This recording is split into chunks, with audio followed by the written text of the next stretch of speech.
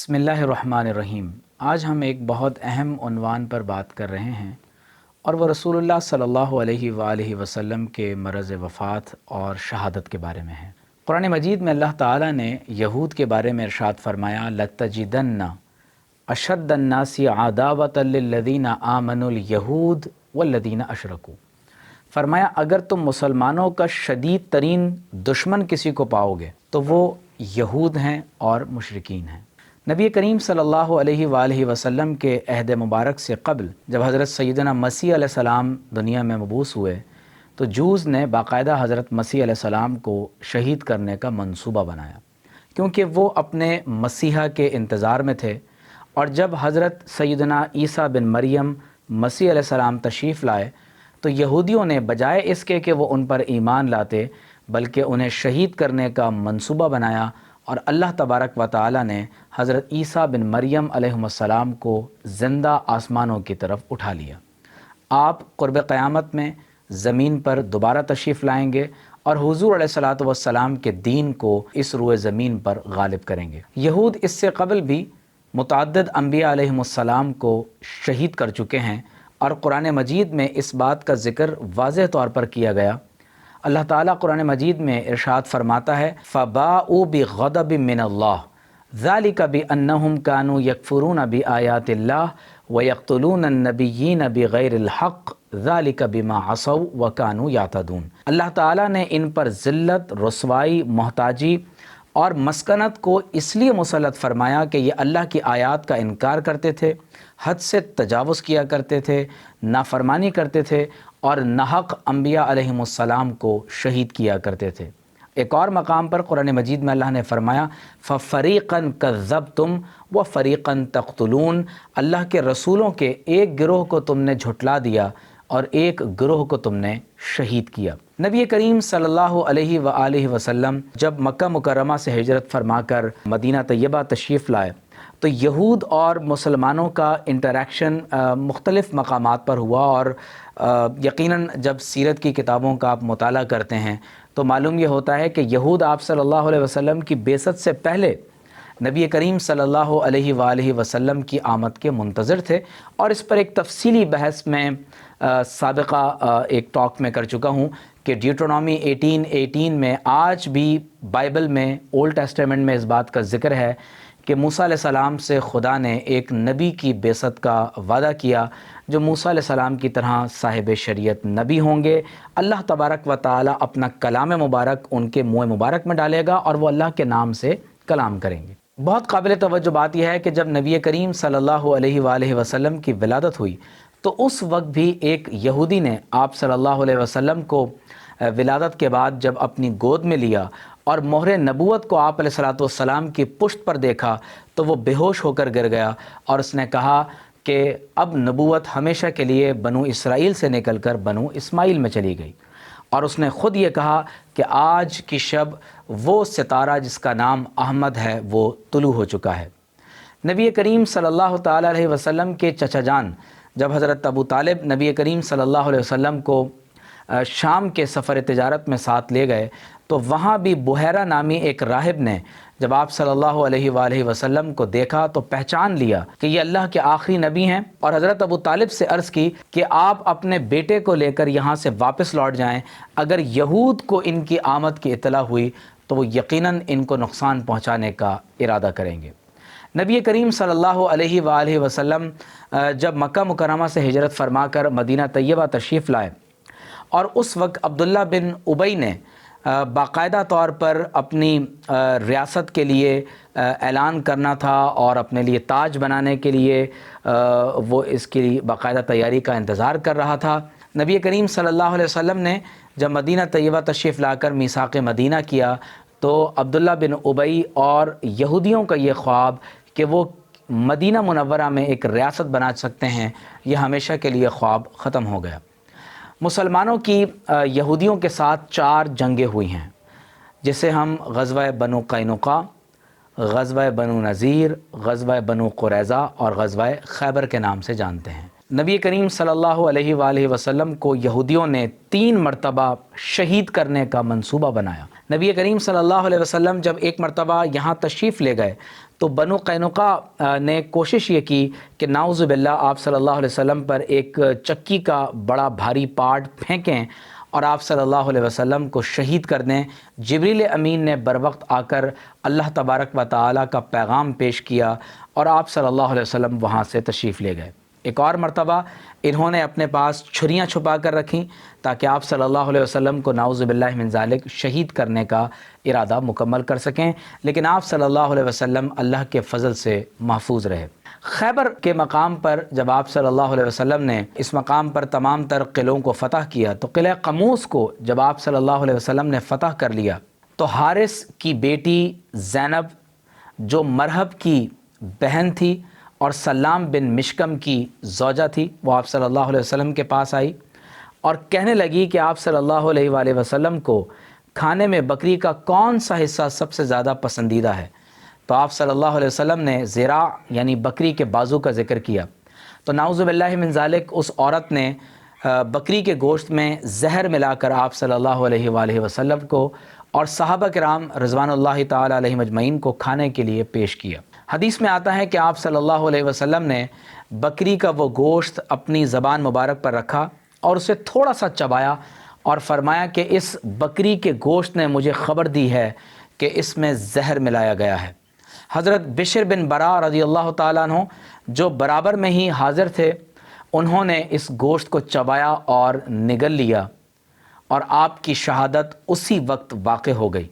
جب آپ سے پوچھا گیا کہ آپ کو نبی کریم صلی اللہ علیہ وسلم نے خبر دی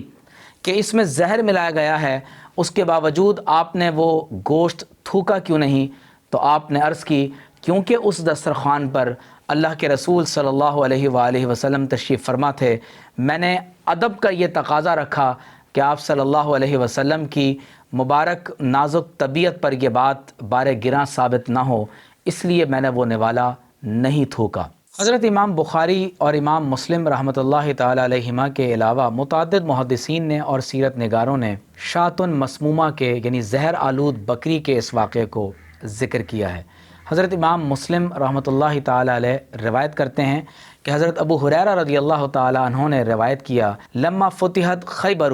جب خیبر کو فتح کیا گیا، اہدیت لرسول اللہ صلی اللہ علیہ وآلہ وسلم شاۃ، آپ صلی اللہ علیہ وسلم کی خدمت میں ایک بکری پکا کر پیش کی گئی، فیہا سمن، اور اس بکری میں زہر ملا ہوا تھا۔ حضرت امام ابن حجر عسقلانی رحمۃ اللہ علیہ بخاری شریف کی اس حدیث کی شرح میں ارشاد فرماتے ہیں کہ زینب بنت حارث جو سلام بن مشکم کی بیوی تھی، اس نے ایک بھنی ہوئی بکری کے گوشت میں نبی کریم صلی اللہ علیہ وسلم کو نعوذ باللہ زہر آلود کھانے کو پیش کیا۔ آپ فرماتے ہیں کہ اس نے آ کر آپ صلی اللہ علیہ وسلم سے سوال کیا کہ کون سا عضو بکری میں آپ کو کھانے میں پسند ہے؟ آپ صلی اللہ علیہ وسلم نے فرمایا الذراع، بکری کا بازو، تو اس نے سب سے زیادہ زہر کھانے کے اسی حصے میں ملایا۔ حضرت امام ابن حجر عسقلانی اور علامہ بدر الدین عینی رحمۃ اللہ تعالی علیہما نے اس حدیث کی شرح میں اور اس سے متعلق دیگر احادیث کی شروحات میں یہ بات لکھی ہے کہ جب صحابہ کرام رضوان اللہ تعالی علیہم اجمعین نے لقمہ اپنے منہ میں ڈالا تو آپ صلی اللہ علیہ وسلم نے فوراً ارشاد فرمایا امسکوا فانھا مسمومۃ، فوراً اپنے ہاتھوں کو روک لو کیونکہ اس بکری میں زہر ملایا گیا ہے۔ آپ صلی اللہ علیہ وآلہ وسلم نے اس عورت کو بلایا اور پوچھا آخر کس بات نے تجھے اس پر آمادہ کیا کہ تو ہمیں کھانے میں زہر ملا کر دے؟ اس عورت نے جواب میں کہا کہ میں نے یہ ارادہ کیا کہ اگر آپ اللہ کے نبی ہیں تو اللہ تعالیٰ آپ کو اس کی اطلاع عطا فرمائے گا، اور اگر آپ صلی اللہ علیہ وسلم نعوذ باللہ من ذالک جھوٹے ہیں تو ہم آپ سے راحت پائیں گے۔ علامہ عینی لکھتے ہیں کہ اس عورت نے جواب میں ایک اور بات کہی اور اس نے کہا کہ قتلت ابی و عمی و زوجی و اخی، کہ آپ صلی اللہ علیہ وسلم نے میرے چچا، میرے والد، میرے بھائی اور میرے شوہر کو قتل کیا ہے، اس لیے میں نے آپ صلی اللہ علیہ وسلم کو قتل کرنے کا ارادہ کیا۔ یہ بات ذہن میں رکھیں کہ یہود نے آپ صلی اللہ علیہ وسلم سے معاہدہ شکنی کی اور باقاعدہ طور پر نعوذ باللہ من ذالک مشرکین مکہ کے ساتھ مل کر غزوہ احزاب کے موقع پر نبی کریم صلی اللہ علیہ وسلم اور اہل اسلام کے ساتھ غدر کیا، اہل مدینہ کے ساتھ غدر کیا اور مسلمانوں پر غزوہ احزاب کے موقع پر اندر سے حملہ کیا۔ دوسری طرف یہ بار بار اپنے ڈیلیگیشنز خیبر سے مشرکین مکہ کی طرف بھیجا کرتے تھے کہ وہ آئیں اور یہود کے ساتھ مل کر نبی کریم صلی اللہ علیہ وآلہ وسلم پر نعوذ باللہ من ذالک حملہ آور ہوں۔ آپ صلی اللہ علیہ وسلم نے جب ان کے 2 مرتبہ کیے جانے والے مرڈر اٹیمپٹ کو ناکام بنایا اللہ تبارک و تعالیٰ کی مدد سے، تو خیبر کے مقام پر پھر باقاعدہ انہوں نے نعوذ باللہ آپ صلی اللہ علیہ وآلہ وسلم کو کھانے میں زہر ملا کر پیش کرنے کی کوشش کی۔ حضرت امام نووی رحمۃ اللہ تعالی علیہ انہی احادیث کی شروحات میں لکھتے ہیں، آپ صلی اللہ علیہ وسلم نے فرمایا ان الذراع تخبرونی انہا مسمومہ، کہ بے شک یہ گوشت کا ٹکڑا مجھے خبر دیتا ہے کہ اس میں زہر ملایا گیا ہے۔ حضرت امام بخاری رحمۃ اللہ تعالی علیہ ام المومنین حضرت عائشہ صدیقہ رضی اللہ تعالی عنہا سے روایت کرتے ہیں کہ آپ فرماتی ہیں کان النبی صلی اللہ علیہ وآلہ وسلم یقول فی مرضہ الذی مات فیہ، آپ صلی اللہ علیہ وسلم کا وصال جس مرض وفات میں ہوا،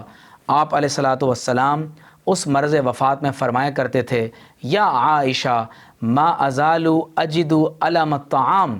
اے عائشہ میں آج تک اس کھانے کی تکلیف اور درد کو محسوس کرتا ہوں الذی اکلت بخیبر، جو میں نے خیبر میں کھایا تھا، فہذا اوان، اور اب وہ وقت آ گیا ہے کہ وجدت انقطاع ابہری من ذالک السم، کہ میں اپنی رگ جاں کو اس زہر سے کٹتا ہوا محسوس کرتا ہوں۔ حضرت بشر بن برا رضی اللہ تعالی عنہ اس زہر کے کھانے کی وجہ سے شہید ہو گئے، اور وہ یہودی عورت جس کا نام زینب بنت حارثہ تھا، ایک یہودی عورت جس نے آپ صلی اللہ علیہ وآلہ وسلم کو کھانے میں زہر ملا کر دیا، وہ یہ معجزہ دیکھ کر کہ اس قدر سخت ترین زہر کہ اس کو زبان پر رکھنے سے ہی کسی شخص کی فی الفور موت واقع ہو سکتی ہے، آپ صلی اللہ تعالیٰ علیہ وآلہ وسلم اللہ تبارک و تعالیٰ کی مدد و نصرت سے صحیح سلامت رہے۔ وہ عورت یہ معجزہ دیکھ کر مسلمان ہو گئی، لیکن کیونکہ بشر بن برا رضی اللہ تعالیٰ عنہ شہید ہو گئے تھے، آپ صلی اللہ علیہ وآلہ وسلم نے اس عورت کو قصاص میں قتل کرنے کا حکم عطا فرمایا۔ حضرت علامہ بدر الدین عینی فرماتے ہیں وَفِيهِ مُعْجِزَةٌ ظَاهِرَةٌ لَهُ، اس میں آپ صلی اللہ علیہ وآلہ وسلم کے لیے مکمل ظاہر معجزہ ہے کہ وہ زہر جو فی الفور اثر کرنے والا تھا، اللہ تبارک و تعالی نے اس وقت اس زہر کو غیر مؤثر کر دیا، اور اس زہر نے آپ صلی اللہ علیہ وآلہ وسلم پر اس وقت اثر نہیں کیا۔ اور اس میں اس بات کا بھی اظہار ہے کہ کسی چیز میں فی ذاتی ہی اثر نہیں ہوتا۔ اللہ تبارک و تعالی نے 3 برس تک اس زہر کے اثر کو اپنے نبی صلی اللہ علیہ وآلہ وسلم سے اس طور پر دور رکھا کہ وہ زہر آپ علیہ الصلوۃ والسلام کی شہادت کا سبب بنتا، لیکن پروردگار عالم نے جب چاہا آپ علیہ الصلوۃ والسلام پر اس زہر کے اثر کو ظاہر فرمایا، اور حضور علیہ الصلوۃ والسلام کی شہادت اسی زہر کے اثر سے ہوئی۔ امام بخاری حضرت انس رضی اللہ تعالی عنہ سے روایت کرتے ہیں کہ آپ نے فرمایا ان یہودیۃ اتت النبی صلی اللہ علیہ وآلہ وسلم بشاۃ مسمومۃ،